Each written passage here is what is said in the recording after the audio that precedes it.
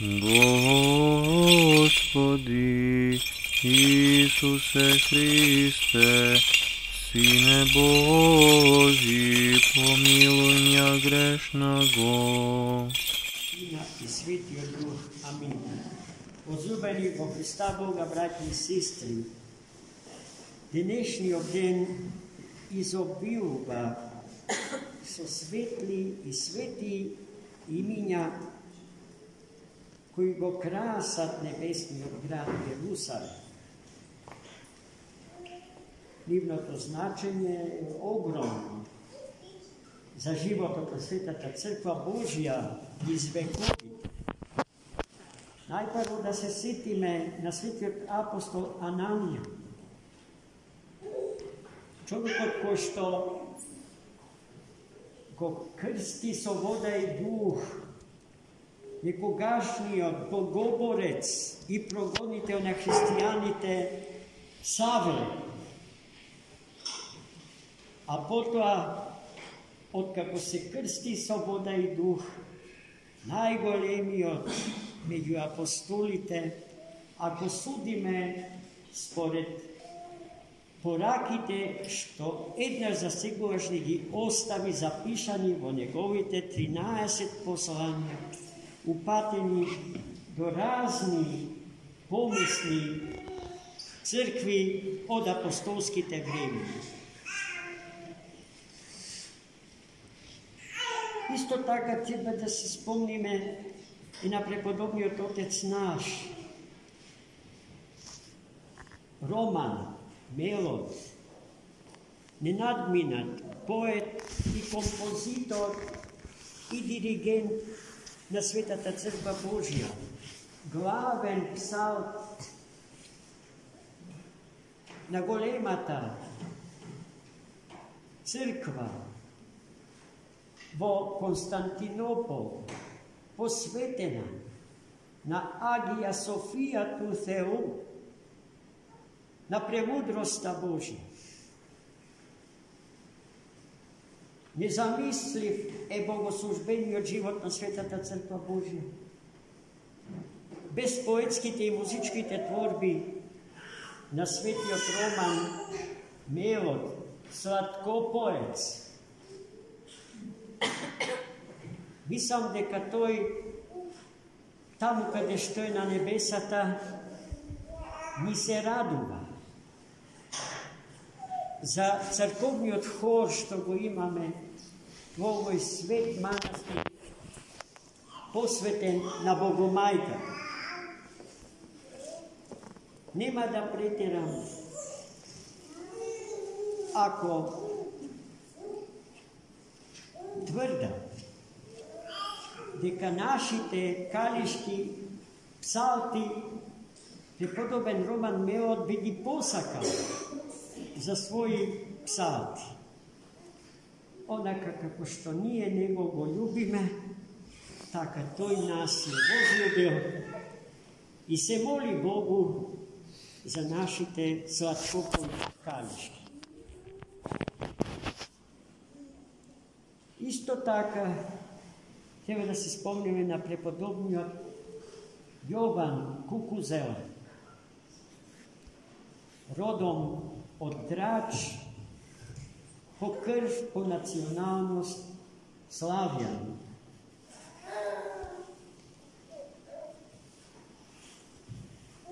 Рамен на предмалку спомнатиот Свети Роман Мелот, професор на големата школа во Цариград, на катедрата по музика. Тој бил автор и на световна дворска музика, се додека живеел и работел како професор на големиот Цариградски универзитет, а живеел и го веселел византискиот Василевс, имајќи ја и одговорноста да му ги воспитува неговите царски деца. А потоа Свети Јован повеќе го возлюби небесниот град и монашкиот стил на живење Kada što dobrovoljno se otkaža od site počesti, od sita zemska slava i bez da znaje vizantijski imperator tajno go napušti Konstantinopol i se naseli vo Sveta Gora Atonska. Vo žitijeto se veli deka Carigradski, odnosno vizantijski Vasilij ne može da ja preboli ta zaguba. Pa ispratio misiji povsjudu da go bara Cvetlovan Kukuzel, za da mu go vrata doma i da mu ja vrata i radosta i smislata na život. Žitije to na Svetljovane može interesno, nije neke možeme сега da go priraskažemo, no i Gumanot, ko što bio prijatelj na vizantijski car, rešil da mu kaže deka Jovane, vo njegovi od manasi, pa šo sakaš si ga pravi, ako ne ubivaš, ubivaj, ako se smiliš, smili se. Mu kaža, no koga doznao carot, deka Jovan je zamonašen, deka go slavi gospodavo, manastir od Golema Lavra na Sveta Gora Atonska popuštio, ispratil darovi, si prostile jedni s drugim i si vedile deka ke se mola jedni za drugi za njivno spasenje. I najposle deniska go slavljene, praznik od zarad koji što povekito od nas sme sobrani u ovoj svet hram, popravo na presvetata Bogomajka.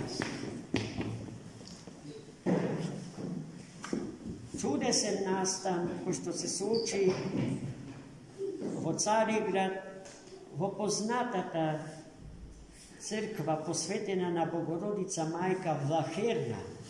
Ta postoji do den deniska, arheološkite istražuvanja i pronađa site podzemni ostatoci vo vidna katakombni hramovi. Može da se otide vo Konstantinopol i deniska i da se poseti crkvata Vlaherna, poka što velam na denješen den, na 1. oktobri po staro, a 14. oktobri po novo, 911. godina, vo 10. vek, ni se otkri, ni se objavi Bogorodica Majka na čudesen način. Vo toj den se služalo senoćno bdenije vo Sveti od hram. Hram bil prepoln so narod Božji, a vo posledite redovi se moleo golemijo podvižnik od slavjansko poteklo, od rusko poteklo, prepodoben Andrej Jurović, Hrista radi lud, i njegovi učenik Epifan. Za vreme na торжествено to slavenje na Hrista rastinatio i воскреснатio, prepodoben Andrej Rubljov pogledao prema oltarskata apsida i se soočil s jedna potresna slika. Bogorodica Majka, okružena od svetite angeli i od site redovi ili rodovi na svetitelji, od proroci, apostoli, domaćenici i podvižnici, držala vo svojata raka omofor, pokrov i go zakriluvala narod Božji prisuten vo molitvenju od život na Sveti od hram. Za da se uveri дека не гледа привид. Го прашал својот ученик Епифаний, дали ти го гледаш истото што јас го гледам? Епифаний потврди дека се сведоци на таа гледка прекрасна, која што секогаш треба да имаме пред очи, зарад непобитниот факт дека Богородица Мајка не го повлекува својот омофор поставен над нашите глави. Таа не покровителствува, таа се грижи за нас, се моли за нашето спасение и спасението на светов. Во тоа сомневање нема. Но незиниот труд, незината љубов, незината жртва за нас и од љубов кон нас, треба и ние со радост да ја примиме, со сето срце, со сета душа, со сиот ум и да си ја прославиме Царицата Небеска. Амин. Користам прилика во овој свет ден да им ја честитам славата на браќата и сестрите кои што го слават денешниот празник. За многу години.